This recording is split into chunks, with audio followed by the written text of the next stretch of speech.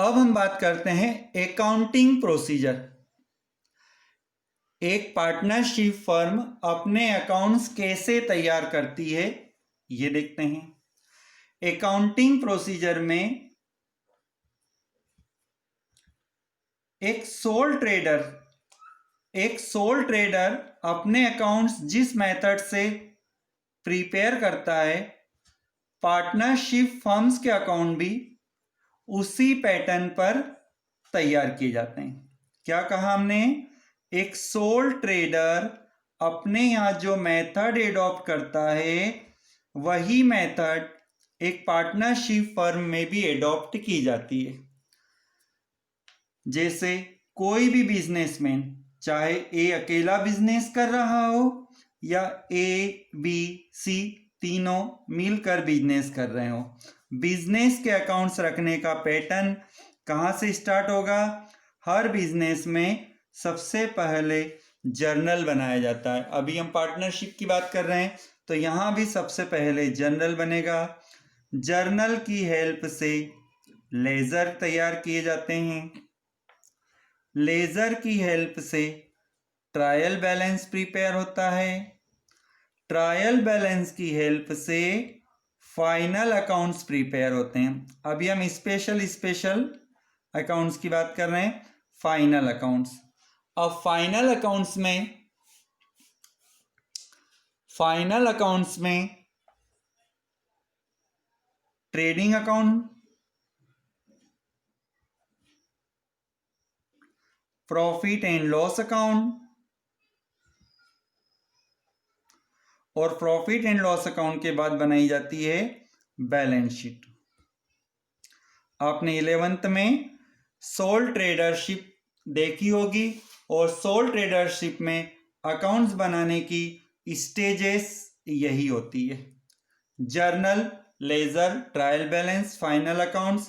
Final accounts में trading account, profit and loss account, balance sheet. लेकिन sole trader के compare में partnership की हम बात करें तो पार्टनरशिप में स्पेशल अकाउंट बनता है profit and loss appropriation account.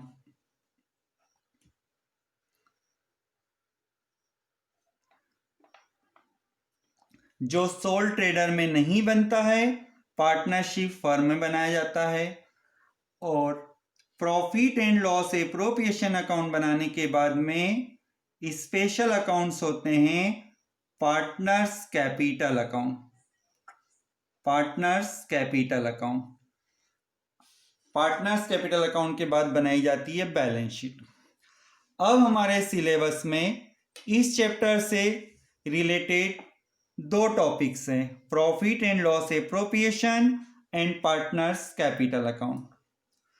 Other accounts केवल इंफॉर्मेशन के लिए थे, अकाउंटिंग स्टेजेस आपको बताने के लिए था। तो इस चैप्टर में हम specially profit and loss appropriation account और पार्टनर्स कैपिटल अकाउंट पर डिस्कस करने वाले हैं। बाकी ये जनरल मैटर्स थे। क्लियर?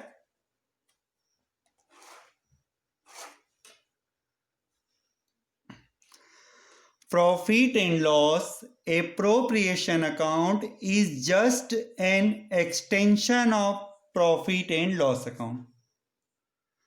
आपने ट्रेडिंग अकाउंट देखा है, ट्रेडिंग अकाउंट के बाद प्रॉफिट एंड लॉस अकाउंट देखा है। प्रॉफिट एंड लॉस अकाउंट के बाद में एक अकाउंट और बनाते हैं जिसे profit and loss appropriation account कहते हैं। It is prepare to distributed the profit और loss among the partners.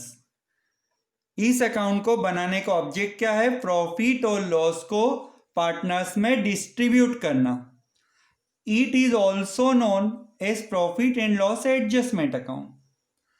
This account contains all the adjustment pertaining to partners. Generally इस अकाउंट में ऐसे आइटम्स लिखे जाते हैं जो पार्टनर से रिलेटेड होता है। फिर हम देखते हैं फॉर्मेट के लिए टॉप पर लिखें profit and loss appropriation account for the year ended date जो भी क्वेश्चन में होगी, profit and loss appropriation account is divided in two sides, left hand side debit, right hand side credit. अब इस अकाउंट में items कैसे लिखते हैं? प्रॉफिट एंड लॉस एप्रोप्रिएशन में फर्स्ट आइटम लिखा जाता है by balance brought down.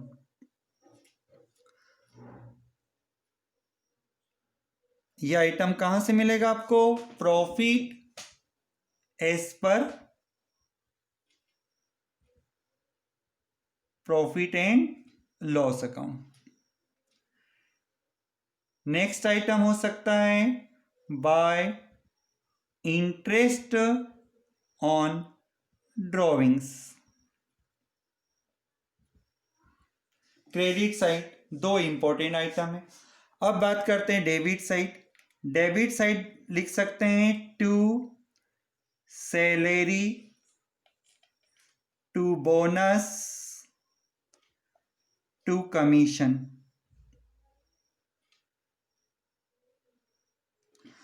Generally ये सैलरी, बोनस, कमीशन जो होता है ये पार्टनर से रिलेटेड होता है। ये हमने डेफिनेशन में भी देखा था, पार्टनर से रिलेटेड होते हैं।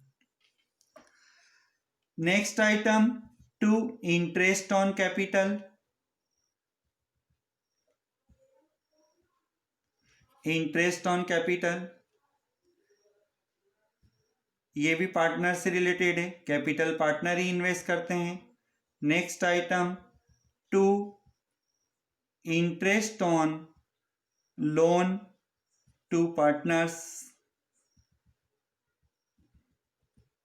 Next item to other expenses.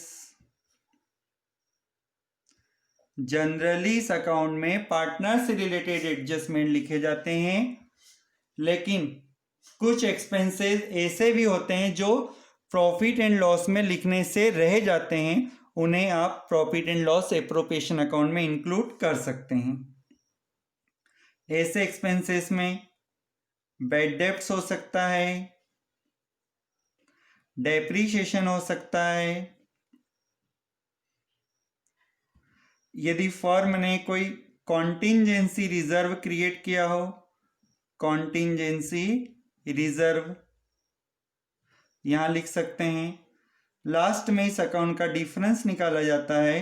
Difference debit side यदि निकलता है तो उसे नेट प्रॉफिट कहते हैं, और ये नेट प्रॉफिट पार्टनर्स में डिस्ट्रीब्यूट हो जाता है।